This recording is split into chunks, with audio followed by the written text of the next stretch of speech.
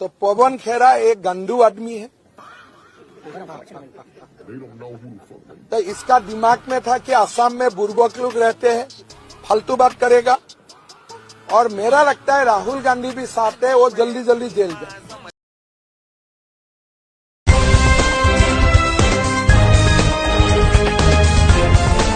देश और दुनिया की तमाम छोटी और बड़ी खबरों के लिए हमारे चैनल को सब्सक्राइब करना न भूलें और बेल का बटन जरूर दबाएं। नमस्कार दोस्तों, स्वागत है आपका देश लाइव में और आपके साथ हमेशा की तरह मैं हूं आशिमा त्यागी। फिर हाजिर हूं एक महत्वपूर्ण मुद्दा आपके बीच लेकर।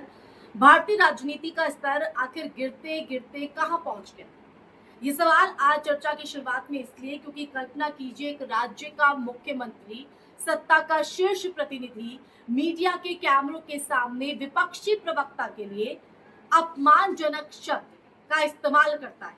जी हाँ, गांडू शब्द का इस्तेमाल करता है। ये कोई सड़क छाप बहस नहीं है, बल्कि लोकतंत्र के मंच पर हो रहा संवाद है।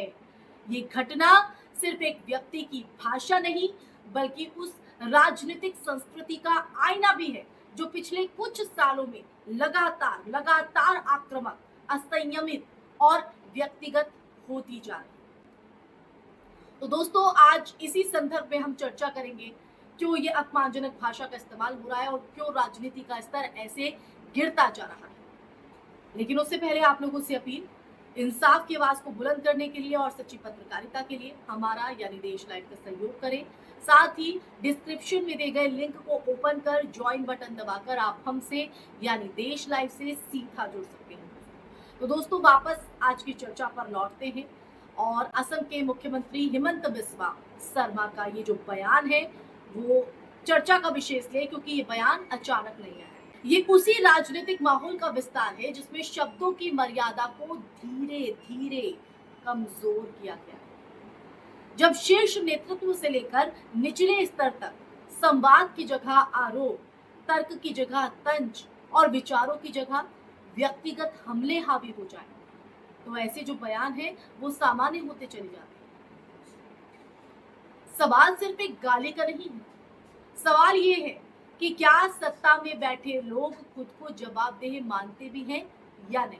क्योंकि अगर हम थोड़ा पीछे देखें तो अटल बिहारी वाजपेयी के दौर की अगर हम बात करें तो उस दौर की राजनीति में वैचारिक मतभेद जरूर थे, इससे डिनाई नहीं किया जा सकता, इससे इनकारा नहीं जा सकता। लेकिन भाषा में एक गरिमा थी, फुहरता नहीं थी।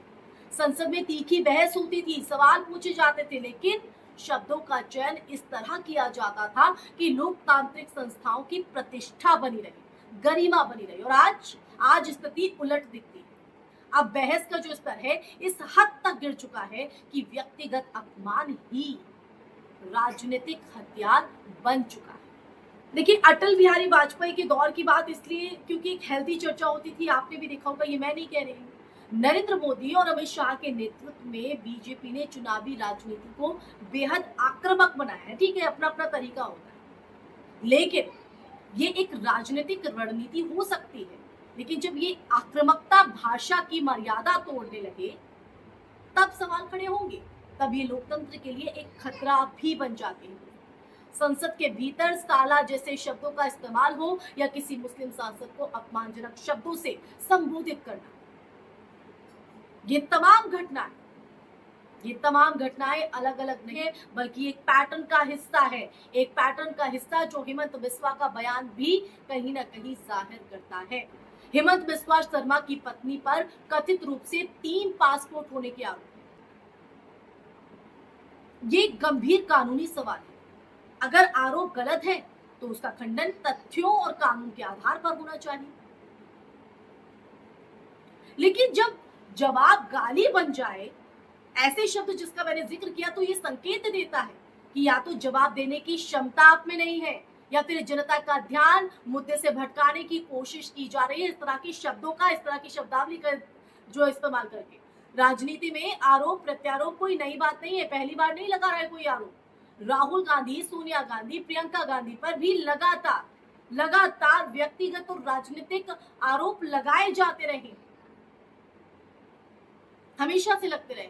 लेकिन ये देखना जरूरी है कि क्या उन्होंने कभी सार्वजनिक मंच से इस स्तर की भाषा का इस्तेमाल किया। यही अंतर दोस्तों, यही अंतर राजनीतिक संस्कृति को परिभाषित करता है। अब देखिए, यहां पर यह भी समझना जरूरी हो जाता है, जी हाँ, इसे समझना होगा कि जब नेता इस तरह की भाषा का इस्तेमाल करते हैं तो जो उसका असर है वो सिर्फ राजनीति तक सीमित नहीं रहता है, समाज में भी वही भाषा सामान्य होने लगती है। सोशल मीडिया पर ट्रोलिंग, नफरत और व्यक्तिगत हमलों का जो बढ़ना है वो इसी का परिणाम है। जब ऊपर से संदेश जाता है कि सब कुछ जायज है, ठीक है, तो नीचे भी वही मानसिकता विकसित होती है और ऐसे शब्दों का जब कोई जनप्रतिनिधि, कोई राज्य का मुखिया ऐसे शब्दों का इस्तेमाल करता है तो देखिए उसका इम्पैक्ट क्या पड़ता है, जनता पर क्या प्रभाव पड़ेगा उसका। दोस्तों, लोकतंत्र सिर्फ चुनाव जीतने का नाम नहीं है, ये संवाद की गुणवत्ता से भी तय होता है। अगर संवाद ही विषाक्त हो जाए तो लोकतंत्र की आत्मा कमजोर पड़ने लगती है।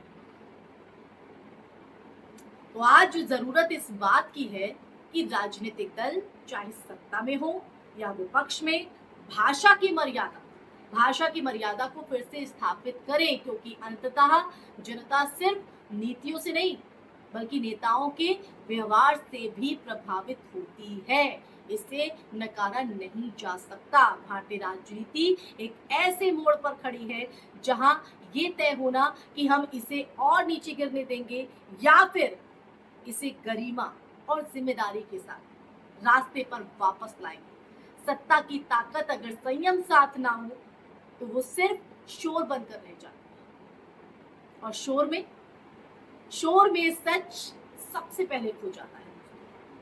तो पूरा सच आपके सामने है, अब फैसला आपके हाथ में, सच का साथ देना है या शोर। इसी के साथ इस चर्चा में फिलहाल के लिए बस इतना ही दोस्तों। ये चर्चा आपको कैसी लगी, इस पर आपका नजरिया क्या है, आपके क्या विचार है, कमेंट सेक्शन में कमेंट करके दीजिएगा अपनी राय। इस वीडियो को ज्यादा से ज्यादा शेयर कीजिएगा, हमारे चैनल देश लाइव को सब्सक्राइब कीजिएगा। फिर हाजिर होंगे ऐसी चर्चा लेकर, तब तक के लिए अपना ख्याल रखिए। जय हिंद, जय भारत, नमस्कार।